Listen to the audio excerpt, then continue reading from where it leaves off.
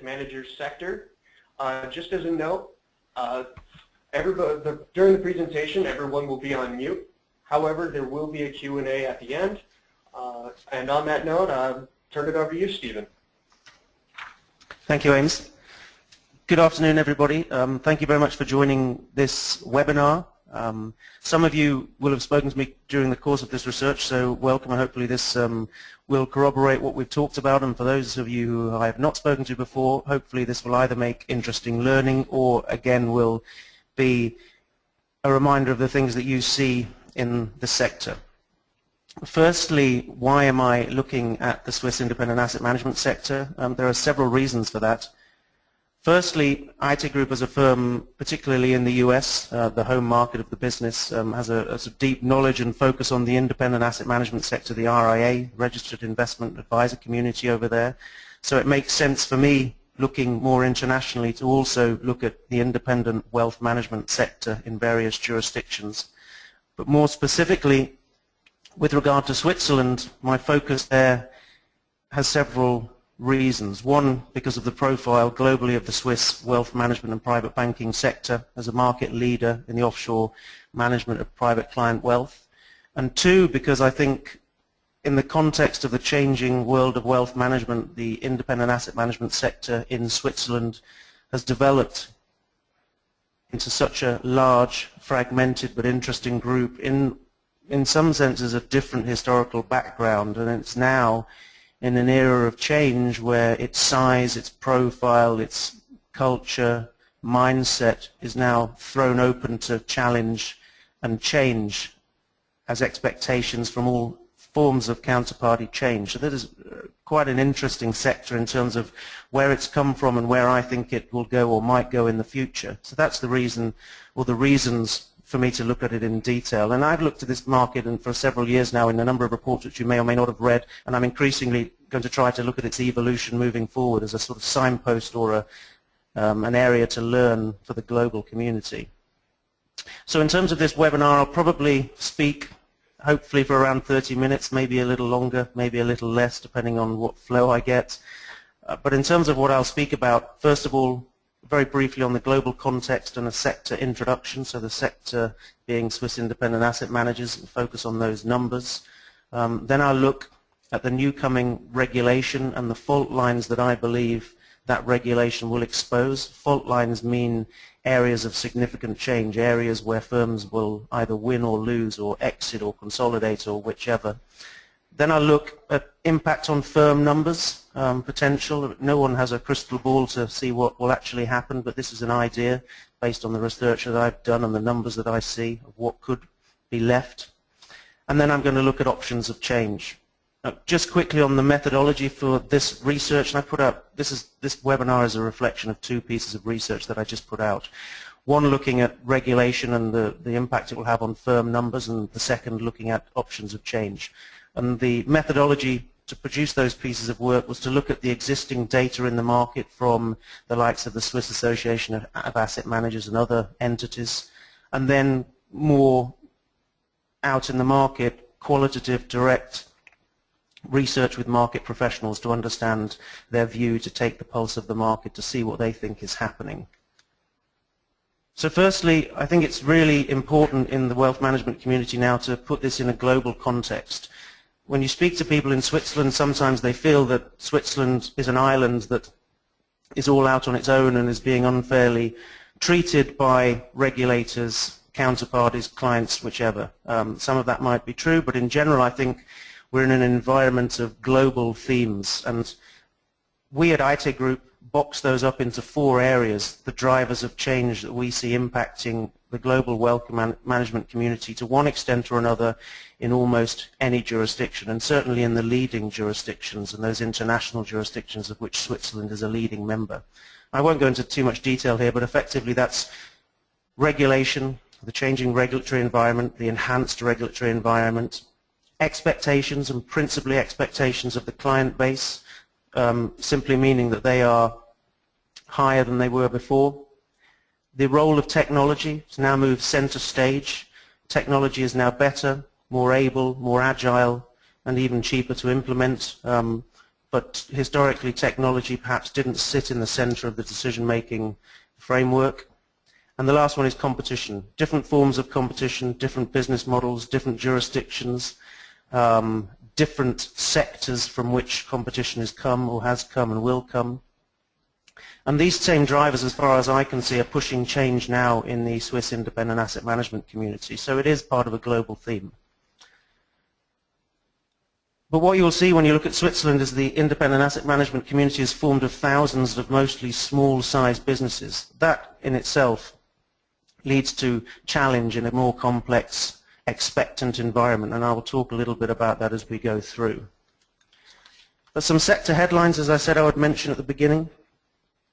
So the number of IAMs rather, between 2,200, that should say, my typing has gone awry here, and 3,600. So it's a wide range depending on the definition.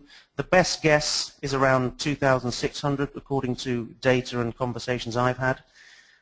Estimates put AUM rather, it used to be about 600 billion, probably now about 500, although in this opaque market it's very difficult to actually tell without doing some quite significant quantitative estimates. In terms of AUM, I just moved my screen here slightly, sorry. In terms of AUM, yeah, about 2% of IAMs manage more than $1 billion in assets, but 79%, i.e. the majority, the vast majority of the market, have less than 250 million in client assets under management. Year of formation, according to data from the Swiss Association of Asset Managers, around 72% of IAMs currently in the market were formed from 1996 onwards. In terms of employees, 7% of firms have 10 or more staff, just 7%, while around 76% have employ 5 or less staff. So as you can see, combining the AUM and AUM employees, 75 to 80% of firms less than 250 million in assets under management and 5 or fewer employees. By client geography, it's dominated by Western European clients. That's the traditional marketplace for Switzerland. Despite it being a very international market, in the IAM sector, while there is exposure to non-Western European geographies, that is the heartland of where asset gathering took place historically. In terms of client numbers per firm, 66% manage less than 100 clients. So again, this reaffirms the small business nature of these entities. By income model, the average income, and this was from data around 2008, so I actually think it's fallen back to more like 1.5% per annum, but it was around 2% according to a study from the University of Zurich. 52% of that came from a management fee, 38% from retrocession, and a further 10% from other advisory fees. And finally, on sector headlines, in terms of regulation, the sector is subject to self-regulatory oversight through the SROs, the self-regulatory organizations, but by international standards and even by leading standards in Switzerland is regarded as very light touch.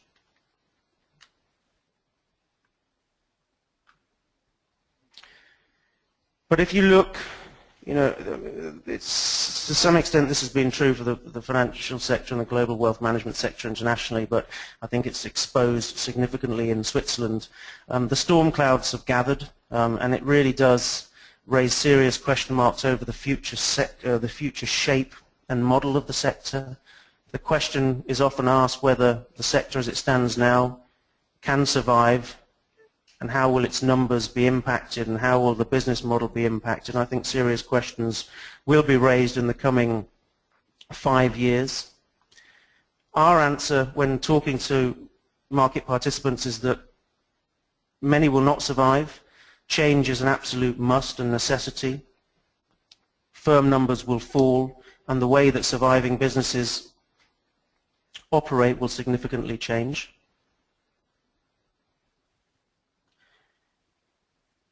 But if you look at the wide range of challenges, the wide range of changes and the expectations that firms are under, in my mind now, where there's been elements of taxed assets and client expectations and cost of technology, cost of talent and all of these elements, the one thing that is at the head of the queue in driving change is a far more demanding regulatory regime.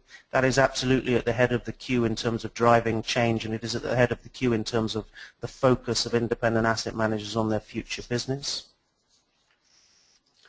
Now, I'm not going to go into too much detail on the regulation because I'm not a regulator or a lawyer, and I'm probably setting myself up for a fall if I try and say too much. But the main thing for me is that in 2017, the Financial Institutions Act, the FIA, and the Financial Services Act, the FSA, which will be two significant rules governing the Swiss financial marketplace.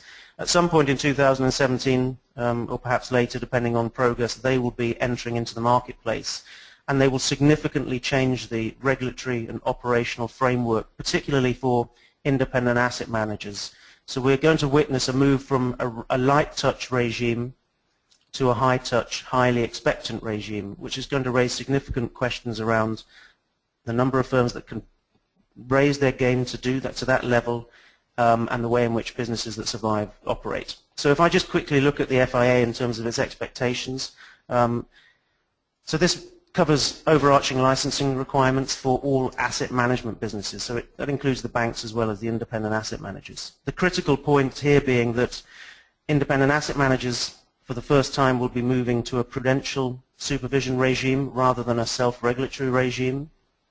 The main point of that being not in the name itself, but in the fact that it will require a higher set of operational standards. So as you can see here on page 9, we're talking about licensing, registration with a commercial register, not too much more than they have to do now. But business conduct, financial guarantees, organizational requirements, and those are the three in terms of the FIA that are really going to drive change. You could say that the hurdle to enter as an IAM and maintain a business as an IAM under the current regime is very low, certainly by international standards.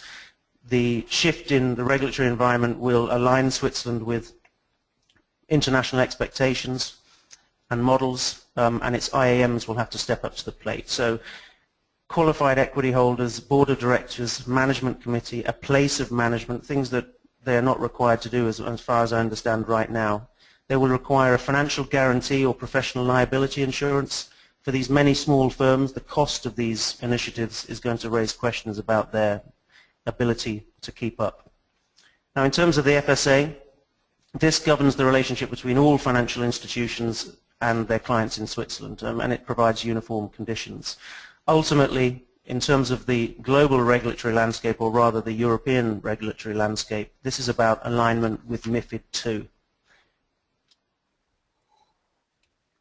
Now, in terms of some of the areas that it will require change from IAMs and process to be put in place, we're talking about segmentation, so dividing clients up, for instance, into private clients, institutional clients, and professional clients, I believe. There'll be a code of conduct. There'll be elements around recording of process with clients, suitability, informing clients on independence or not, obligations around best execution. There will be organizational expectations, so a duty to avoid conflicts of interest, and a requirement to demonstrate real education and ongoing education for the role that someone is employed to do. And very importantly, in terms of organization, there will be a requirement for a separation of duties. So when I mentioned earlier that many firms are operating with 5 or less staff, the question mark is whether that will be operational and perceivable moving forward, when you have to have a specialism, for instance, around legal and compliance or around investment management or client relationship management. It's not feasible that many firms will be able to operate with small numbers of staff. And finally, on the FSA, there will be a requirement or a process put in place around the ombudsman and the introduction of an arbitration court. The point being here is that the hurdle is being raised significantly, and the cost of doing business to maintain these standards will have to rise significantly from a relatively light touch, profitable and easygoing operational model that the sector experiences now. The consequence is simply, as I've mentioned, is that the raised standards mean that those that remain in the sector and those that seek to enter into it will have to operate at a far higher level of operational standards than they have been expected to do in the past, and this will be enforced by regulation.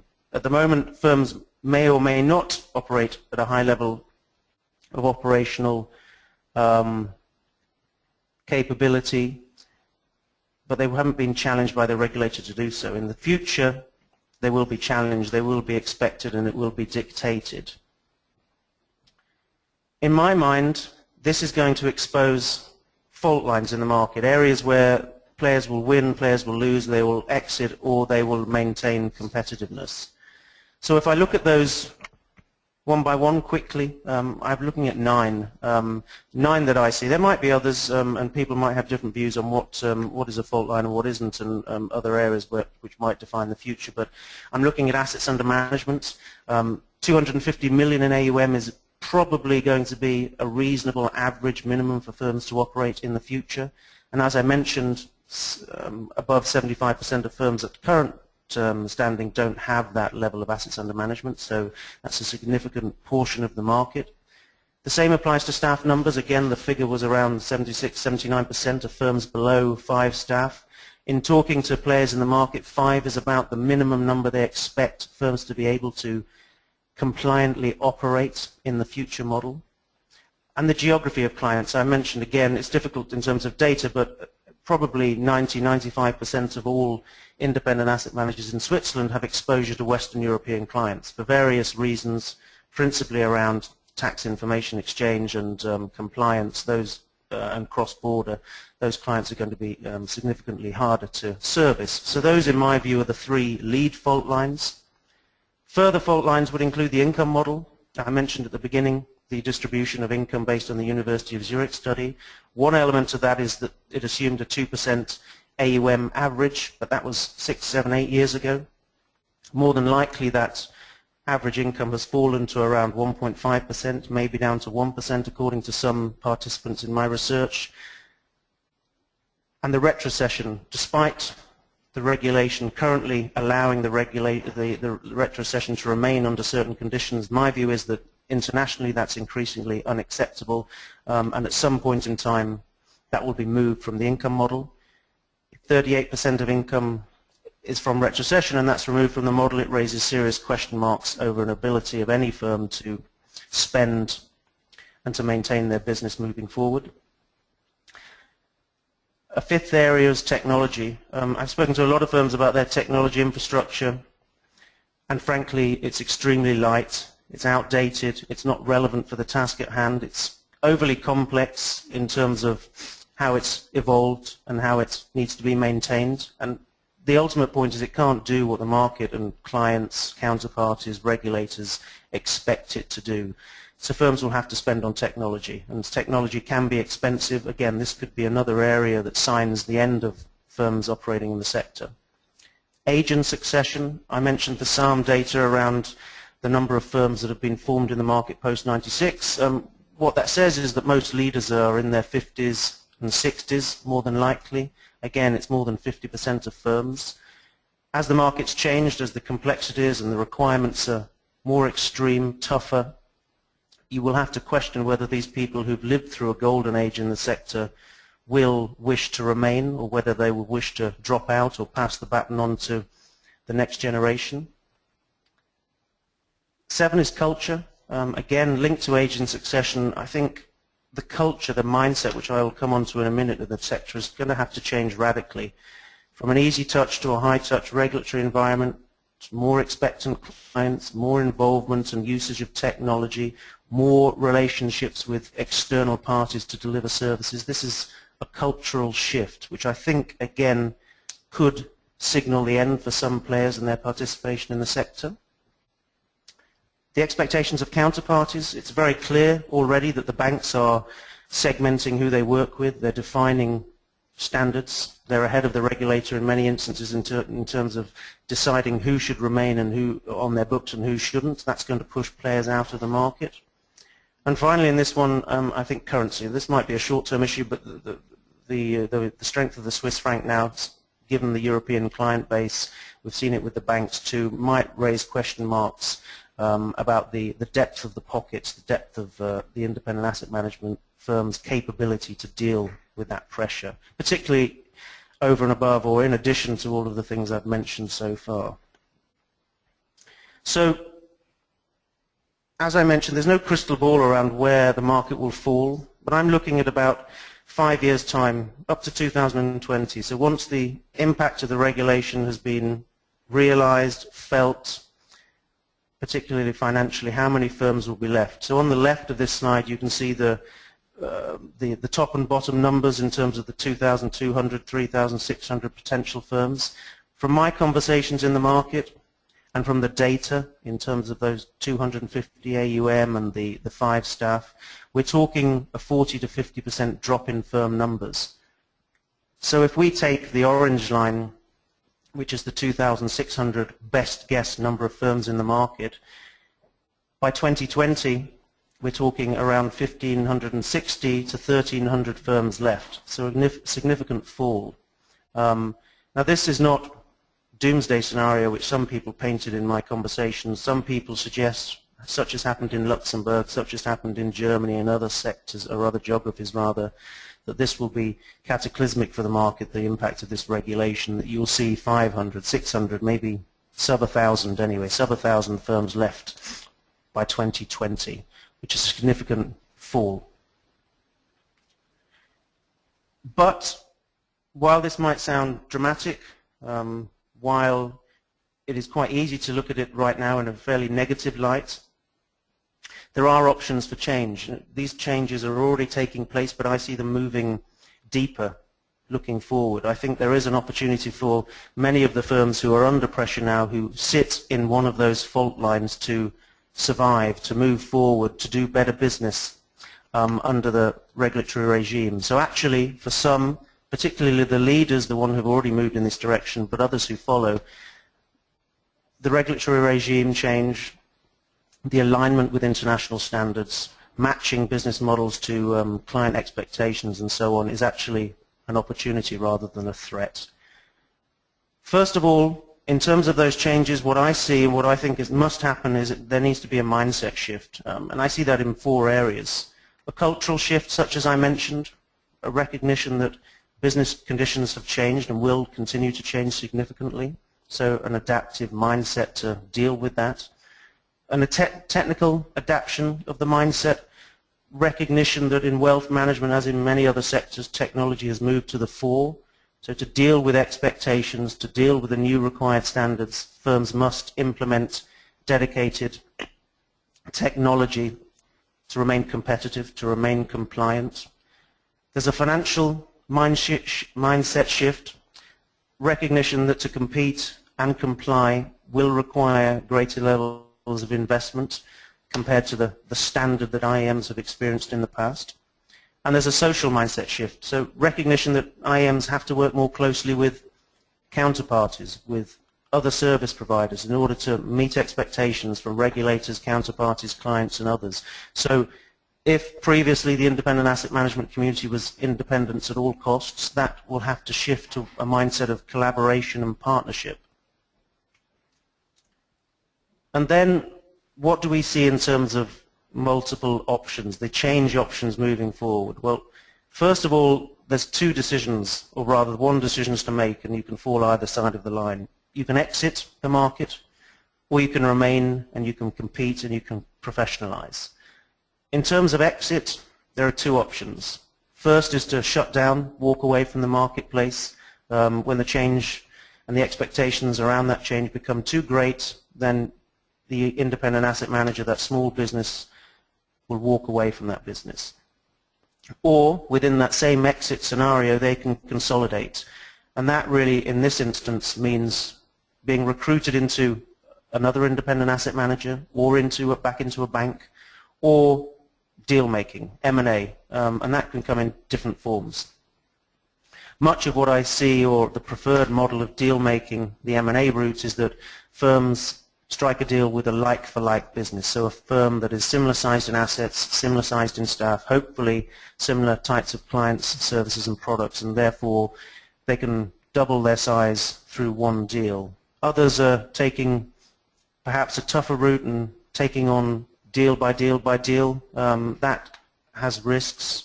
I think the preferred model is the like-for-like M&A. But the point, I think, or rather the area to focus on here, is the compete and professionalize. It's about the market that remains. Those firms that take up the challenge and adapt their business to the requirements that are laid out in front of them. And I see, again, I'm not saying I see everything or have included everything in this report, but I think I've put down some areas where I see change happening and where I think more will happen. So first of all, focus. I think it's very clear that to be competitive in the market moving forward, firms have to be far more focused on a product, a style of management, a geography, an asset class, a client segment, or something along those lines. The generalist model, in my view, is going to be the area for major firms to focus on. It's going to be harder, I think, for smaller firms to focus, to be generalist rather, so there's going to have that focus in their business. Similar and linked, clearly linked, is a specialization. So to back that up, firms are going to have skill sets, education, partnerships, service providers, technology that are oriented around their business focus. So there's going to be more specialization in terms of their infrastructure and how they deliver their focus. I think firms will start to offer new services. Now, this probably fits more with the generalist approach to market. But I think in terms of just being asset managers, just delivering advisory or delivering discretionary portfolio management, whatever it is, firms, because of client expectations, because of the opportunity to develop more income pools, will start to offer more services. You know, that might mean, I'm looking for my slides now, that might mean something like tax advice, trust and estate planning, lifestyle services, corporate finance, whatever it is, but there'll start to be more of that. So perhaps in addition to being a specialist in one area, they develop a broad set of capabilities in others, or in addition to being a generalist, they broaden out their service and product range. I think increasingly, to deal with the complexity of this market, rather than developing things in-house, firms will start to collaborate. They will work with fiduciaries, they will work with technology firms, they will work with custodian banks to do something better, more efficiently and more profitably than they have in the past. So they won't be those lone islands trying to deliver everything themselves. They will start to share. I think in terms of cost burden, sharing office space even, sharing compliance staff, sharing technology. And this is not talking about the platform that we can talk about later, but it's actually a cluster of firms coming together, similar profiles, similar needs, and beginning to share services. So enjoying the buying power of being in partnership as opposed to being a single entity. There's also the question of operating overseas. Now, I mentioned the fact that the majority of clients come from Western Europe. That is fine, but it's a tougher market to service. Under MiFID, firms servicing EU-based clients will have to service those clients from a base within the EU. So it will force many firms, if they wish to maintain that business, to have some kind of presence in an EU country, as if I understand the law correctly.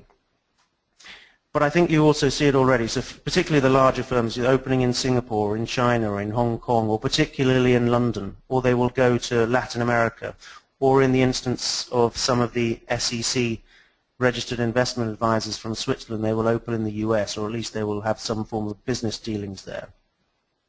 Closely linked again, I think firms will start to look at new geographies more than they have in the past. They need to develop new client bases and new geographies of client bases. Again, it might be in Western Europe, still more than likely it'll be away from Western Europe to new areas of wealth growth, for instance in Asia, perhaps in Latin America, so on and so forth. I think firms, from what I've learnt in terms of my conversations, will have to work more in terms of delivering infrastructure. So I've talked about the staff model with limited capability to meet specialization and to meet those division of duties. I think in terms of operating with compliance staff, operating with partners, operating with specialist technology, firms we're going to have to build out the toolkit in which they do business. At the moment, it's very light touch. At the moment, in too many instances, it would seem to be beg, borrow, and steal almost. Often they will rely on infrastructure or toolkits provided by the banks. That still has a role, but I think it needs to professionalize as the market moves forward. As I mentioned, technology. Technology is a key issue in this sector in terms of the fact that it hasn't been invested in to the extent required previously. when you talk to portfolio management systems providers, when you talk to core banking providers and others, there's a recognition that in the IAM space it's extremely behind the times for the majority of firms in terms of their investment in technology. Previously, firms would say it's far too expensive given their cost-income model, but looking forward, technology is going to be one of the aspects that allows them to compete, that allows them to be compliant, that allows them to meet client expectations. Transparency. This is, again, a global theme. There's a drive towards transparency in the marketplace. This is changing the way that businesses operate, the way they report, the way they deal with clients. And this is about investment performance. It's about fee transparency. It's about transparency in the investment solution that they deliver and how that operates. It's about transparency in terms of who they work with, how they work with them, and how they service clients. And that mentality, that mindset shift will start to be far more apparent in the Swiss IAM community moving forward. Next, fee model. I've mentioned that the retrocession, in my view, is in danger. Many new firms now, or rather the new firms that are coming into the market, seem to be operating without the retrocession model, and so they are operating on strictly a fee model or an advisory fee model or other advisory services model. Those firms that operate on the retrocession model, when it goes, as I believe it will, that's going to be a significant challenge. So you're going to see firms adapt that. You're going to see them to look for raising fees in other ways. So it might be that they raise the AUM fee. It might be that they move to flat all-inclusive fee models. They might look to charge a certain fee for specific services if they start to offer those services in-house or externally.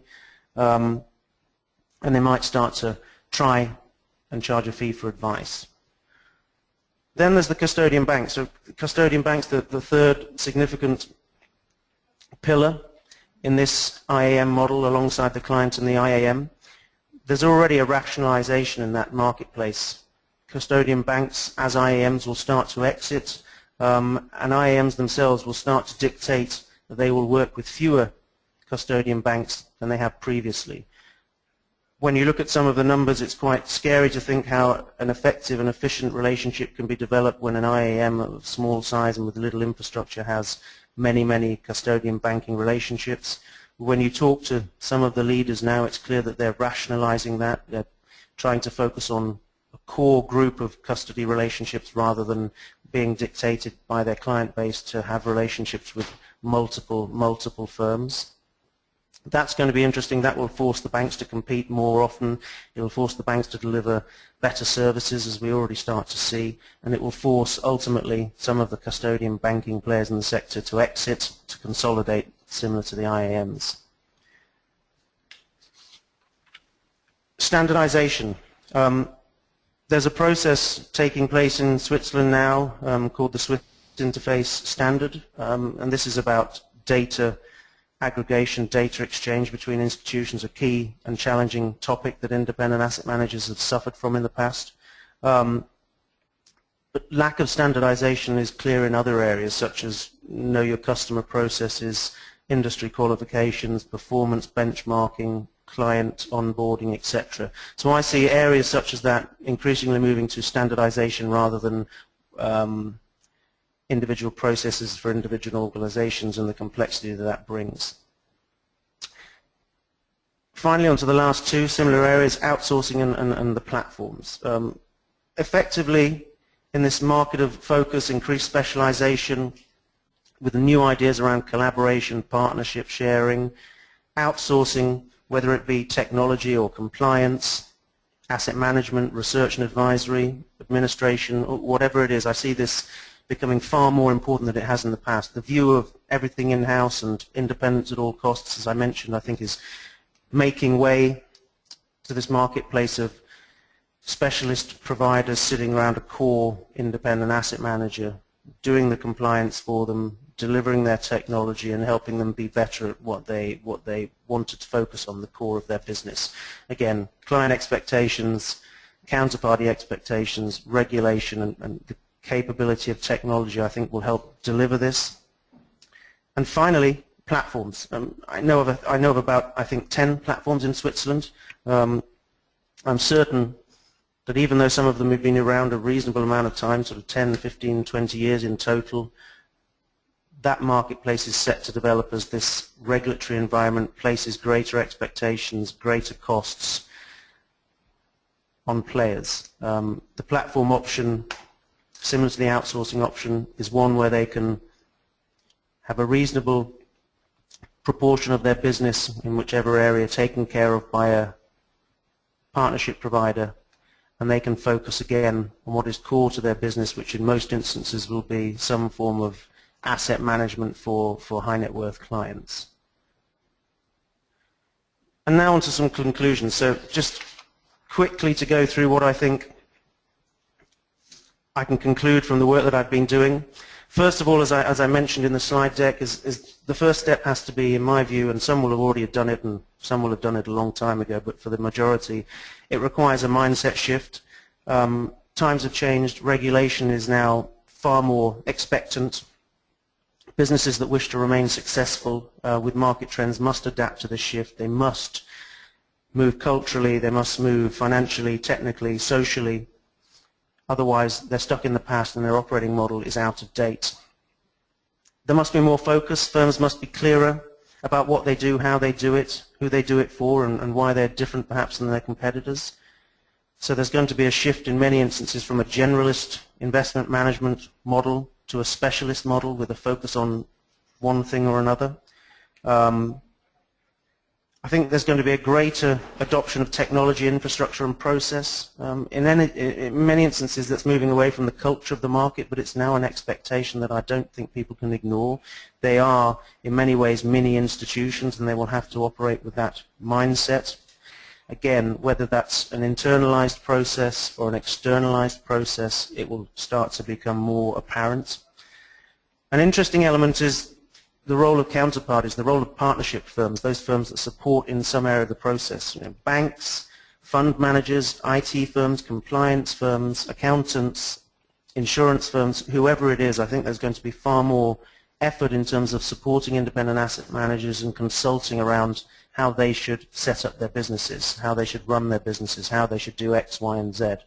Certainly in the case of custodian banks, I think that is a very clear strategy and one that will be increasingly part of how they interact with firms. They won't just be a transactional supporter or service provider. There will be far much more of a relationship. And finally, I think through all of this there's been a lot of maybe bashing of the Swiss market, and certainly some elements of the Swiss proposition more generally can be seen as out of date. But I think in the global context, Switzerland has seriously strong and key strength that it can sell that positions it in a much better place than some of its competitors. Economic and political stability, international orientation and understanding, sophistication of services compared to some of the onshore markets where its client base will perhaps also be serviced by wealth firms. Its history, its breadth, the depth, its professionalism, all of those elements I think can be pushed to the fore to help the independent asset management community get over the challenges it faces now and move forward profitably, efficiently, and with a very positive future, albeit as a much smaller sector in terms of firms than it is now. And I think that concludes the webinar and the things that I wanted to run through. So I think if Ames, if there's any questions, if anyone has any questions, I'm happy to try and answer them. All right. Hold on a second.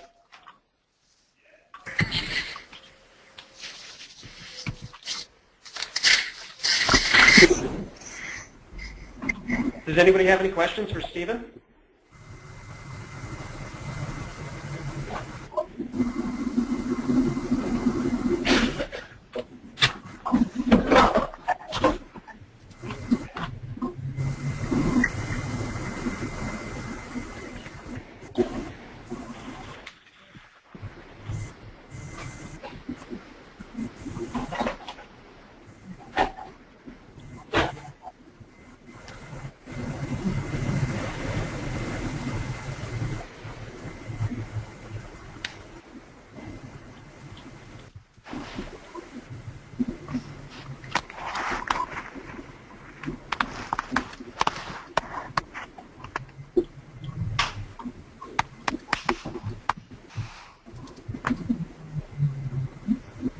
Milan, did you have a question? Mail is doing something crazy. Mail is not working properly. Yeah.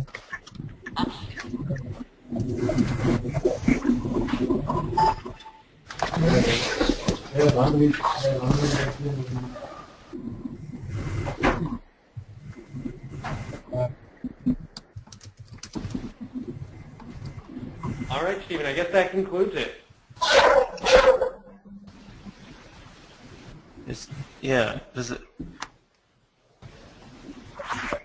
It sounded as if someone wanted to ask a question, but then nothing came through. So, well, if anyone, well, thank you for your time, everyone. If anyone wants to, I didn't hear any questions then. Maybe there was a problem with the line. But if anyone has anything, you can drop me an email, or we can have a chat later, and I'm happy to try and answer questions. But thank you, everyone, for listening. I hope I didn't ramble too much, and that some of it was interesting and relevant to what you see in the market. Thank you, everyone.